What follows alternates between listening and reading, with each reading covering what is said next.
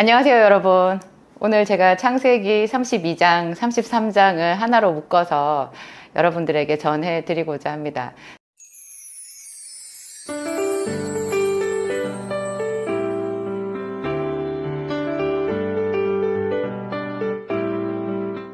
사실은 32장, 34장, 35장까지 이렇게 하나로 연결되어 있다고 봐도 돼요. 이 부분은 정말 창세기의 야곱의 이야기에서 가장 클라이막스에 해당되는 부분이고요. 참 우리가 드라마를 보는 것 같이 하나님과 믿음의 사람 간에 일어나는 그 참 극적이면서도 은혜로운 여러 가지 이야기들을 깊이 묵상해 볼 수 있어요. 32장 처음에 보면 이제 야곱이 그 길을 진행하더니 이제 외삼촌 라반과는 완전히 문제가 해결되어 버렸고 자기는 밧단 아람을 완전히 벗어난 거예요. 그래서 이제 뒤는 돌아보지 않고 앞으로 하나님께서 이제 자기에게 열어주실 자기 아버지의 땅, 그 가나안 땅으로 이제 가고 있는 거죠. 그 길을 진행하는데 참 하나님께서 얼마나 섬세하게 야곱의 마음을 만지셨는지 하나님의 사자들이 그를 만났대요. 야곱의 눈에만 보이지 않았을까요? 야곱이 그들을 볼 때 이르기를 이는 하나님의 군대라 하고 그 땅 이름을 마하나임이라 하였더라. 이게 이제 32장 1절 2절 이야기거든요. 이 하나님의 군대를 보고 야곱이 크게 용기를 얻었던 것 같아요. 성경에는 나와 있지 않지만 이 32장의 그 뒷부분을 이렇게 쭉 보면요, 이제 야곱이 자기 형 에서를 대면하기를 굉장히 두려워하고 있다라는 것을 우리가 알 수 있어요.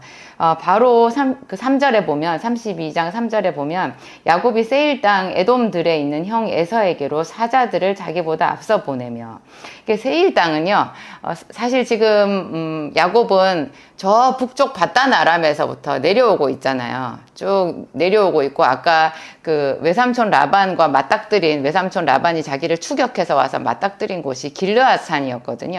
그거는 요단 동편의 최북단이에요. 거기서 세일 땅 에돔들은요 상당히 남쪽에 있거든요. 저 남쪽에 지도상으로 보면 상당히 남쪽에 있는데 평소에 그 에서는요, 야곱의 형 에서는 자기 아버지가 살았던 곳이 브엘세바 아니면은 헤브론이었거든요. 브엘세바와 헤브론 사이를 왔다 갔다 하면서 아버지가 지냈던 것 같은데, 그것은 요단 서편 굉장히 최남단을 주로 남쪽이에요. 브엘세바가 제일 남단이고 헤브론은 그 조금 더 위쪽이거든요. 그런데 지금 에서가 거하고 있는 에돔들 세일산은요 요단강 동편 남쪽이에요. 굉장히 남쪽이고, 그러니까 제 생각에는 에서가 자기 아버지의 모든 재산을 다 물려받았잖아요. 또 에서는 사냥하는 사람이었어요. 그래서 그 인근에 다 이렇게 두루두루 에서의 눈에 보이지 않았던 곳은 없었던 것 같아요. 특히 남방 쪽 이쪽에는. 그래서 에서가 두루 다니다가 세일산을 본 것 같아요. 세일산에 본래 거주민들이 살았는데 이 에서가 들사람이고 사냥을 좋아하고 또 에서의 아버지 이삭의 모든 재산을 자기가 물려받았잖아요. 그러니까 그 당시에 상당한 족장으로서 권력자였던 거예요. 그래서 이 에서는 세일산에 자주 갔어요. 그래서 결국 나중에 그 세일산 일대 모든 사람들의 지도자가 되었고 에서의 족속이 결국 그 세일산에 있는 그 거민들의 대표 족속이 되어서 나중에 에돔 족속을 이루게 된 거거든요. 이때만 해도 그 에서는 본래 자기 아버지 집인 자기가 난 곳인 브엘세바 헤브론 이쪽에서부터 에돔들이라고 하는 세일산까지 왔다 갔다 하면서 지냈다라는 것을 밧단 아람에 살았던 야곱도 잘 알았던 거죠. 그러니까 야곱에게 그런 기별이 갔던 것 같아요. 그래서 야곱이 이제 가나안 지경, 넓게 보면 가나안 지경이잖아요. 가나안 지경의 최북단 그 길르앗산에서 좀 밑으로 내려오면서부터 자기 형을 의식하기 시작한 거죠. 그래서 그게 마음에 점점 더 부담이 되고 두려움이 됐을 거고, 왜냐하면 형이 노여움을 풀게 되면 어머니가 연락을 준다 그랬는데 20년이 지나도록 그런 연락이 없었고 형은 지금도 동생에 대한 원한에 사무쳐 있다라는 것을 야곱이 잘 아는 거예요.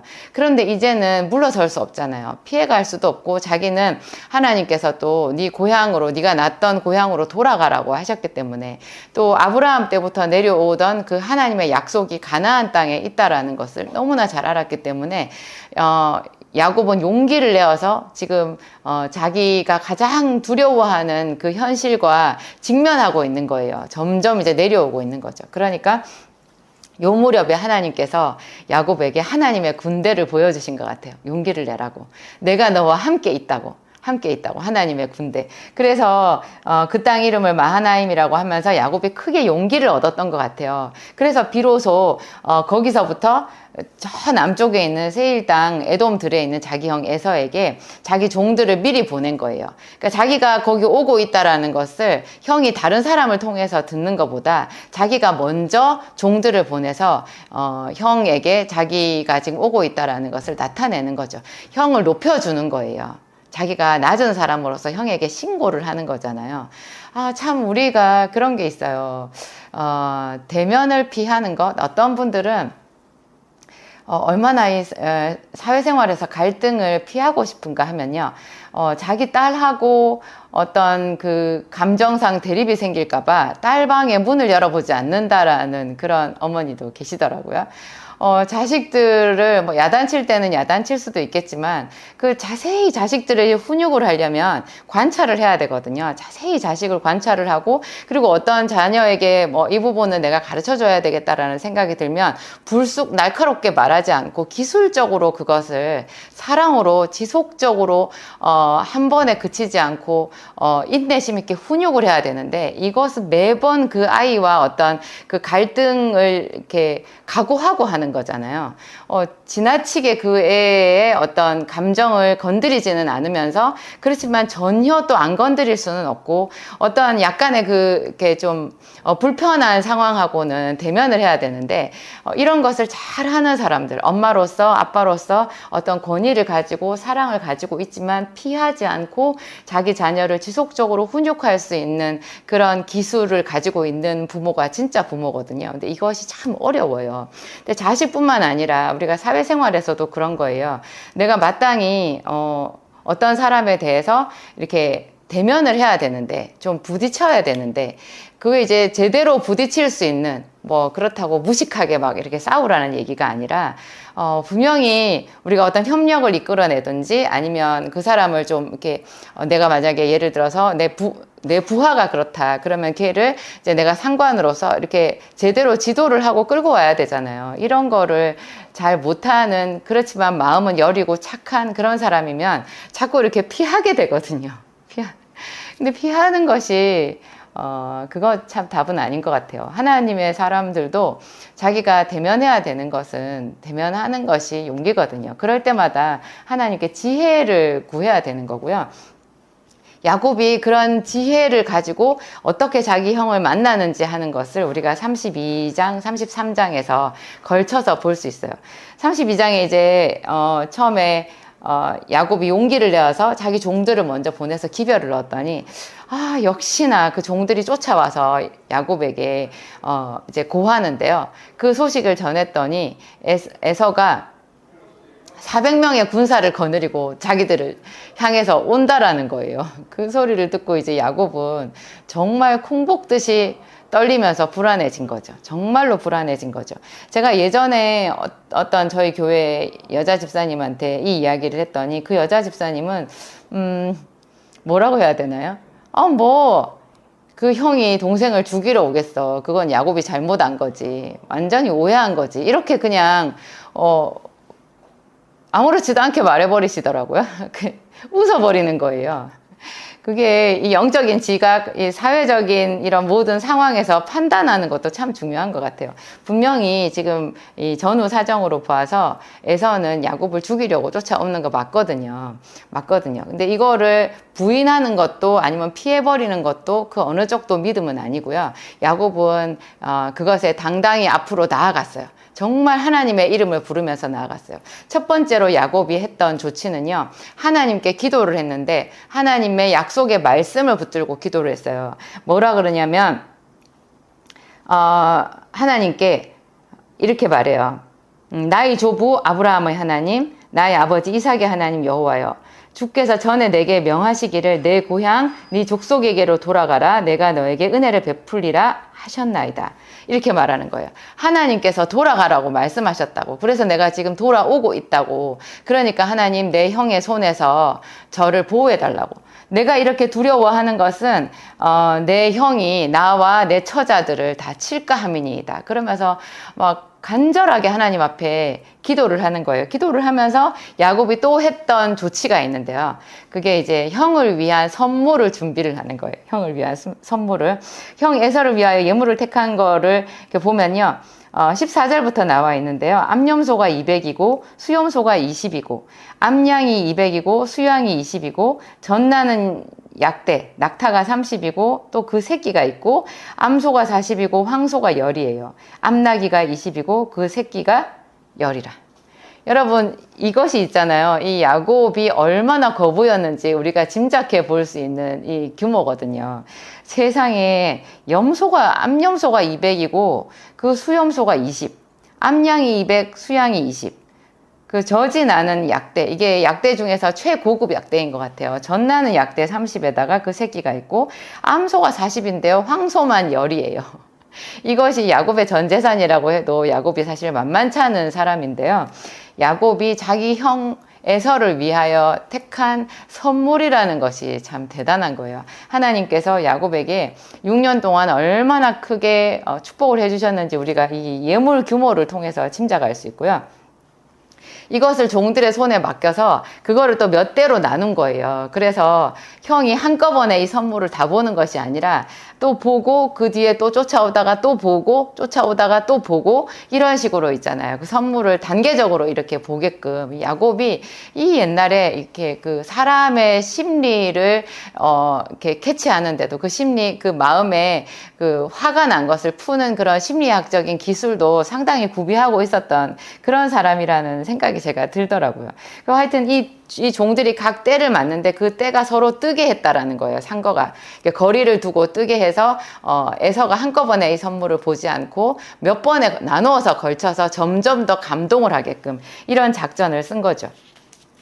그리고 자기 자녀들도요. 나중에 야복 나루를 건넌 다음에 순서를 나누어서 이제 그 형 에서 앞에 대면하도록 만들어요. 그것도 참 제가 감동이었는데 이것은 이제 야곱이 야복강가에서 기도를 끝낸 다음이었거든요. 그것은 33장에 넘어가면 나오는데요. 33장에 보면 야곱이 눈을 들어보니 이제 야복강 기도가 끝난 거예요. 눈을 들어보니까 에서가 400명을 거느리고 오는데요. 그걸 보고 자식들을 나누었어요. 나누는데 레아와 라헬과 두 여종. 근데 맨 앞에 여종과 그 자식들을 제일 앞에 둬요. 제일 앞에 하고 그 다음에 레아와 자식들이 그 다음 번이고요. 그 다음에 마지막에 라헬과 요셉을 그 뒤에다 두고 저는 이렇게 말을 하길래 여기까지 읽고요. 야곱이 참 하나님 앞에 좀 부끄럽지 않나? 조금 꼼수가 있는 것 같은데 그런 생각이 드는 거예요. 제일 위험한 최전방에 여종과 그 자식들을 두고 그 뒤에 차선에 레아와 자식들을 두고 자기가 제일 사랑하는 라헬과 그 자식들을 제일 뒤에 두고 자기는 그 뒤에 갔더라. 저는 이렇게 생각했는데요. 그 뒤에 세상에 보니까 저는 매번 읽을 때마다 여기 마음이 뜨끈해지는 거예요. 그렇게 한 다음에 제일 앞에 그 여종과 자식들보다 더 앞에 자기가 갔대요. 이게 정말 리더자의 모습인 것 같아요. 자기의 사랑하는 가족들을 그렇게 안전장치, 보호장치를 해놓는 거잖아요. 어쨌든 형 에서 앞에 보여야 되니까 순서는 있어야 되고 그 순서를 짠 다음에 제일 최전방에 자기가 간 거예요. 그래서 그 여종과 자식들도 야곱이 아낀 거구나 이런 감동이 제가 들었던 거고요. 형 에서에게 가까이 가요. 그래가지고 형 에서에게 가서 세상에 이때 야곱이 그 야복강가에 기도를 마쳐가지고 지금 다리를 절고 있거든요. 그리고 이 미골이 어젯밤에 되었기 때문에 아침에 야곱이 굉장히 아팠을 거라고요. 여러분 이 골절 당해본 사람들은 알 거예요. 저는 처음에 이 부분을 읽을 때 그냥 이렇게 뼈가 위골되기만 하고 처음부터 다리를 절었던 사람인 것처럼 그냥 다리만 절었겠거니 이렇게 생각했어요. 나중에 제가 어느 순간에 그 통증이 떠오르더라고요. 야곱이 얼마나 아팠을까. 우리 왜 그 위인전기에서 그런 거 듣잖아요. 무슨 우리나라의 무슨 역사상 무슨 장군이 그 팔이 부러진 채로 혹은 그 화살을 맞은 채로 있잖아요. 총알을 맞은 채로 그 전쟁이 끝날 때까지 피를 흘리면서도 물러서지 않고 계속해서 뭐 그 전쟁을 끝냈더라, 뭐 싸움을 끝냈더라 그런 거 들으면 막 그 투혼이 생각나잖아요. 우리 올림픽에 우리나라 국가대표 선수들이 가서 그 아픈 발목, 뭐 부상의 투혼 이런 얘기 듣잖아요. 야곱이 여기서 그런 거예요. 이 부상의 투혼이거든요. 지금 몸이 이미 위골이 돼가지고 얼마나 아팠을 텐데도 자기가 제일 앞서서 가가지고요. 그 에서를 맞이하는 거예요. 그러니까 이때 하나님께서 그 야복강가의 기도를 역사하셨던 거죠. 야복강가에서 야곱이 뭐라고 기도했어요? 이 야복나루로 다시 돌아가 보면 야복나루를 이제 자기 모든 짐승의 떼와 자기 처자들을 다 건너게 한 거예요. 그리고 자기만 그 야복나루에 남았어요. 그 많은 짐승들을 우리 지금 그 예물의 규모만 봐도 굉장하잖아요. 야곱의 본지는 얼마나 컸겠어요. 그거를 일일이 다 배로 다 그 나루에서 넘겨주고 그 큰 일을 한 다음에 지칠 대로 지친 그 몸으로 야곱은 철야를 한 거예요. 그게 참 멋있는 믿음의 용장이라는 생각이 들어요. 옛날 용맹스럽던 다니엘의 경험과 유대 임금 다윗 왕의 역사와 뭐 그 성경의 이야기를 토대로 한 찬송가 가사가 있잖아요. 옛날 용맹스럽던 다니엘의 경험과 유대 임금 다윗 왕의 역사와 여기서 저는 야복나루에서 야곱이 기도했던 그 용맹함이 떠오르는 거예요. 야곱이 지칠 대로 지쳐서 정말 무슨 큰 전쟁의 어떤 큰 일을 한 것처럼 그렇게 몸이 만신창이가 됐을 텐데 그 상황에서 자기가 최후의 그 일격을 가하는 거죠. 그 자기를 애워싼 그 어둠의 권세에 대해 가지고 형과 그 적을 두게 된 이 큰 일 있잖아요. 사실 아무 일도 아닌 거예요. 에서는 잃어버린 게 없고 야곱은 에서의 편에서 보면 가져간 게 없어요. 에서가 오해를 한 거였어요. 에서는 육신의 사람이었고 자기가 원하던 것은 자기가 하나도 남김없이 오히려 동생 야곱의 몫까지 자기가 다 챙긴 거였거든요. 야곱이 자기 집에 있었으면 아무리 차자라고 해도 차자의 유산의 몫이 있잖아요. 그것까지 에서가 다 가져간 거예요. 다 가져갔는데도 에서는 오해를 해가지고 자기 동생이 자기의 축복을 가로채 갔다라는 그 한 가지 분노를 20년 동안 식지 않고 그 속에서 키우고 있었던 거예요. 그런데 야곱이 이런 것을 형한테 어떻게 설명할 수가 없잖아요. 설명할 수가 없고 그러니까 지금 형이 자기를 죽이려고 오는데 자기가 지금 이 상황에서는 뭐 형에게 사람도 보내보고 선물도 보내보고 뭐 여러 가지 하나님께 기도도 했지만 더 확실한 것은 정말 확실하게 더 어떤 그 뭐라고 해야 되죠? 마지막 그 마무리, 멋진 매듭을 짓는 그런 단판을 하나님 앞에서 해야 된다라는 것을 야곱이 생각을 한 거예요. 이런 어떤 그 기도, 마지막에 하나님 앞에서 내가 축복을 받아야 이 문제가 해결된다라는 이런 생각을 가진 사람이 정말 믿음의 사람이 아닐까. 우리는 하나님이 안 보이거든요. 형만 보이지. 지금 눈앞에 나와 갈등 지금 최고로 예민해져가지고 서로 칼을 겨누고 있는 그 상대방만 보이지요. 이 모든 것에서 그 위에 계신 하나님, 우리의 생사화복을 주관하시는 하나님이 위에 계시다라는 것은 사실 잘 안 보여요. 그런데 야곱은 누구보다도 이 순간에 그 하나님을 볼 수 있었고 그 하나님과 대면할 수 있었던 그런 믿음의 사람이었던 거예요. 그래서 야곱이 거기서 씨름하면서 기도하는데 그때 하나님의 천사와 씨름을 한 거죠. 씨름을 하면서 했던 기도는 오로지 한 가지였어요. 나를 축복하지 아니하시면 내가 놓지 아니하겠나이다. 야곱은 이런 모든 그 형과의 갈등, 형이 자기를 오해해서 그렇게 죽이려고 하는 그 모든 것이 해결되는 단 하나의 방법은 하나님이 자기를 축복해 주시면 된다라는 것을 알았어요. 저는 이 세대에, 우리 이 시대에 모든 그리스도인들이 이 야곱의 고백을 알고 있다면 이 고백대로 하나님 앞에 자기가 복을 받기를 소망하고 기도하는데 결단을 한다면 얼마나 많은 교회들이 평화의 모드로 들어갈 수 있을까? 얼마나 많은 가정에 평강이 깃들 수 있을까 그런 생각이 드는 거예요. 하나님 앞에 축복을 받으면 모든 문제가 해결된다. 나는 하나님 앞에 기도하리라. 이런 결단, 이 야곱의 결단은요, 지금 이 시대에도 모든 사람한테 다 필요하다는 생각이 들어요.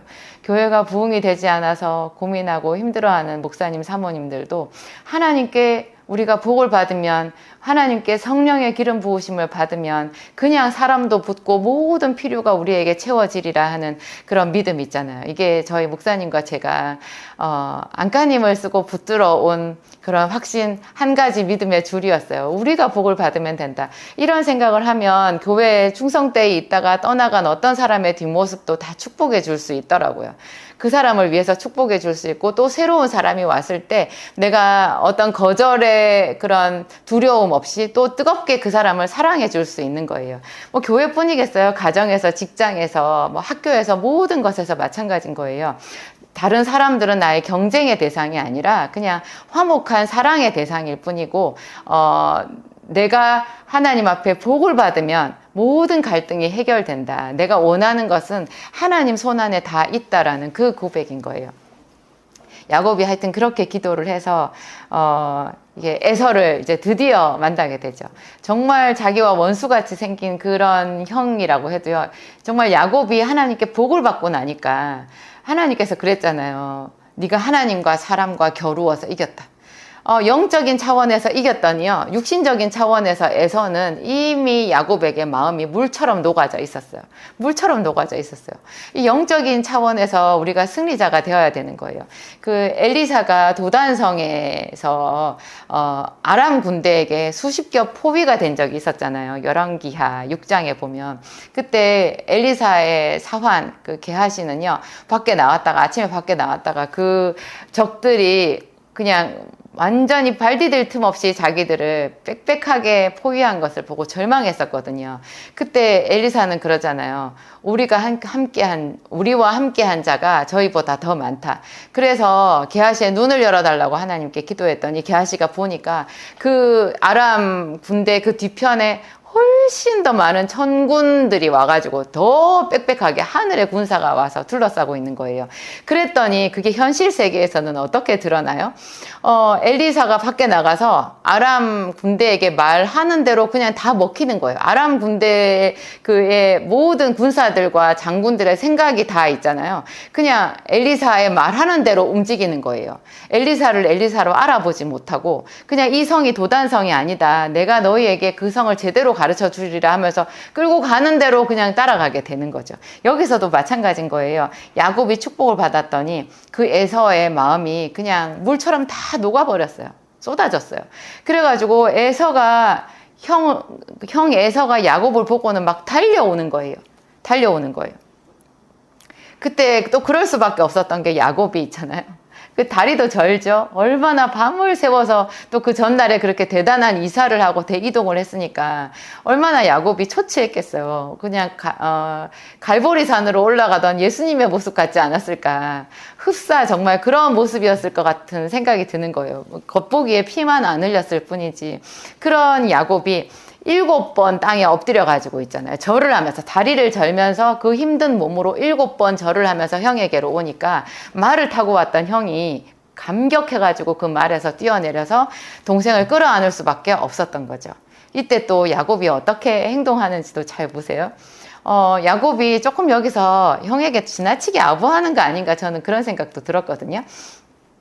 내가 형의 얼굴을 보니까 하나님의 얼굴을 보는 것 같다, 그렇게 말해요. 그러면서 둘이서 크게 울거든요. 하나님의 얼굴을 보는 것 같다? 조금 심한 것 같은데, 그런 생각이 들었는데요. 하여튼 에서가 그 동생이 주는 모든 예물을 다 받고 좋아하면서 이제 내가 너의 앞잡이가 되리라, 내가 너와 함께 가리라 했을 때 야곱이 조용히 형에게 말하는 거예요. 이렇게 거리를 두는 거죠.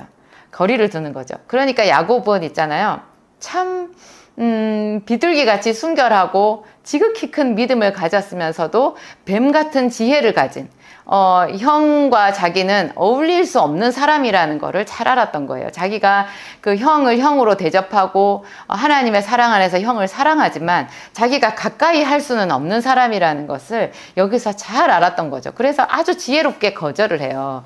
이게 내 떼가 지금 짐승의 떼가 다 새끼를 데려서 조금만 과히 멀면 하루에 다 죽어버릴 수 있으니까 우리는 천천히 가겠다고 그렇게 말하고 형은 에돔들로 가고 동생 야곱은 세겜으로 가서 거기서 정착을 하게 되는 거예요. 처음에 숫곳으로 갔다가 나중에 세겜으로 가게 되거든요. 그리고 그 이후에도 에서와는 항상 이렇게 일정 거리를 둔 거예요. 여러분 제가 이 앞번의 영상에도 말씀드렸지만 사랑에도 지혜거든요.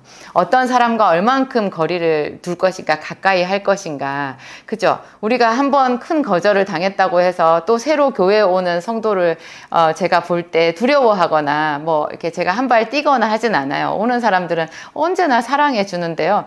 또 잘 봐서 그 사람의 분량대로 그 사람을 인도해야 되는 거예요. 그 사람이 너무 여리고 약한 사람인데 제가 그 사람을 뭐 장성한 분량인 것 같이 이거 이렇게 하라고 확 끌어버리면 그 사람 믿음에서 떨어져 버릴 수도 있거든요. 하여튼 이렇게 완급을 조절하고 원거리, 근거리 이런 거 거리를 조절하고 하는 거 참 중요한 지혜인 것 같고요. 야곱은 믿음도 있으면서 지혜도 있으면서 참 그 자기 몸을 아끼지 않고 그 하나님께서 주신 약속을 향해서 다름질하는 그런 멋진 사람이었다라는 생각이 듭니다. 우리가 평생의 야곱의 분량을 세세히 공부하고 배워서 그 믿음의 길을 따라가야 될 것 같아요. 기도하겠습니다. 하나님 아버지 감사합니다.